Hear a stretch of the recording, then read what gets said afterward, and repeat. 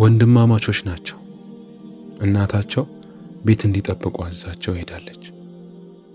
ድንገት አንደኛው ብርጭቆችን ይዞ ሲወጣ ያመልጠውና ድቅቅ ያደርጋቸዋል።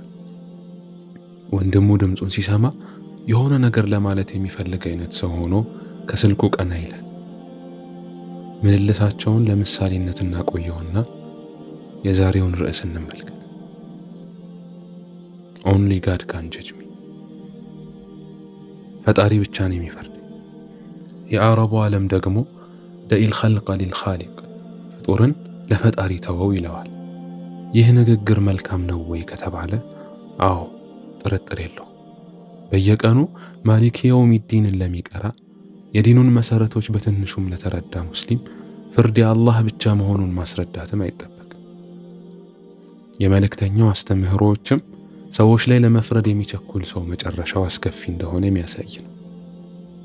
አንድ ሰው ዒባዳ ላይ ጠንካራ ከመሆኑም ጋር በጣም የሚወደውን ጓደኛ መክሮ አልሰማ ሲለው ወላሂ አንተን አላህ አይምርህም በማለቱ አላህ እንደሚቀጣው መልእክተኛው ነግረው፣ አላህም ይህን ሰው በእኔ ጉዳይ አዋቂ ነህ ወይስ በእኔ እጅ ባለ ነገር ላይ ቻይ ነህ የሚል ጥያቄን እንደሚጠይቀውም ጭምር አንስተዋል።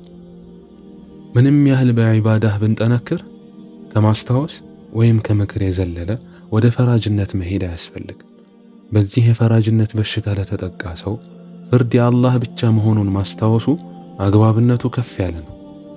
አሁን ግን ይህ መፈክር ማለትም ፈጣሪ ብቻ ነው የሚፈርደኝ ከእውነታነቱ በተቃራኒ ከምክር የማምለጫ ጋሻ ሆኗል። ማስታወሻዎችን ላለመቀበልም አንዱ ሰበብ ነው። ጥፋት እናጠፋለን። የሆነ ሰው ሲያስታውሰን ፈጣሪ ብቻ ነው የሚፈርደኝ እንላለን። የሚፈርደን ያልነው ጌታ ራሱ ተዋወሱ እንዳለን ዘንግተናል። አሁን የወንድማማቾቹን ምሳሌ በደንብ እንመልከት።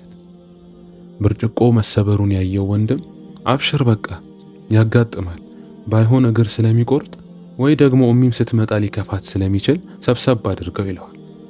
በዚህ ጊዜ ሰባሪው ወንድም ከኡሚ ውጪ ማንም አይናገረኝም አያገባህም ብሎ የሰበረውን ብርጭቆ ሳይሰበስብ ይሄዳል። ተናገርከኝ ብሎ እንቀይረው። ወንድምየው እጅህ ያፈሳል እንዴ? መቼም አያልፍልህም፣ አንተ የቤተሰብ ሸክም እያለ ይወርድበታል። አብሽር ሲባል እንደዛ ካለ እንዲህ ሲወርድበት ምን ሊለው እንደሚችል አስቡት። ምናልባት እኮ ሲሰብር የመጀመሪያው ይሆናል፣ ግን በስሜታዊነት ስለተፈረደበት ስባሪውንም ሊወረውርበት ይችላል። የሆነው ሆኖ እናታቸው ትመጣለች። ላየችው ነገር ምላሽ መፈለጉ አይቀርም። መልሷን አገኘች። ሰባሪው ታውቋል። ጥያቄዋ ግን በዚህ አያበቃም። መስበር ያጋጥማል። ለምን ታዲያ አልሰበሰብከውም ስትለው ምላሹ ምን ሊሆን ይችላል? አይ ወንድሜ እኮ ሰብስቦ ሲለኝ ከአንቺ ውጪ ለሚያዘኝ አልሰራም ብዬ ነው፣ ወይም የቤተሰብ ሸክም ብሎ ሲፈርድብኝ የቤተሰብ ሸክምነቴን የምትነግረኝ ኡሚ ነች ብዬ ነው ያልሰበሰብኩት ቢል ያስኬዳል? በጭራሽ። እናትህ ስትመጣ ይከፋታል ሲባል ያለምንም አንገራገር መስራት ነበረበት። ምናልባት የእናቱን ስም እንደ መከላከያ መደጋገሙ የማምለጫ እንጂ ብዙም ቦታ እንደማይሰጣት ወይም ያን ያህል ምንም የምትፈጥረው ነገር እንደሌለ እንደሚያስብ ያሳያል። ወደኛ እንመልሰው። እኛም ብንሆን ወንጀሎችን አቅልለን እየሰራን ሰዎች በትህትናም ይሁን በፍርድ መልኩ ሲያስታውሱን የነሱ ፍርድና የአላህ ፍርድ እያልን ለማምለጥ መሞከር የለብንም። በመጀመሪያ ስህተታችንን የነገረን ሁሉ እየፈረደብን አይደለም። እኛም እሱም ለአንተ እጅ ሰጥተናል ያልነው ጌታችን ባዘዘን መሰረት ከጥፋታችን ለማስታወስ እየጣረ እንጂ። ታዲያ ፍርድና ምክርን ለይተን ከድርጊታችን መቆጠብ የግድ ይላል። ሌላኛው ደግሞ አይደለም መጥፎ ሰርተን መልካም ስራ እየሰራንም በመጥፎ ተርጉሞ የሚፈርድብን ደግሞ አይጠፋም። ይህን ተረተን ስንሳሳት የሚወቅሱን፣ በወንጀል የሚያከፍሩን፣ በትንሽ ጥፋት ከአላህ እዝነት እያስወጡ የሚያስታውሱን ሰዎችም ቢሆኑ በወንጀላችን ላይ ለመዝለቅ ሰበብ ሊሆኑን አይገባም። ነገሩ ስሜታዊ ቢያደርግም እውነት ስህተቱ ኖሮብን ከሆነ ነፍስያችንን አሸንፈን ወደ አላህ መመለስ ይኖርብናል። አስቡት፣ አላህ ሁሉም ወንጀል ይሰራል፣ ይመለሳል።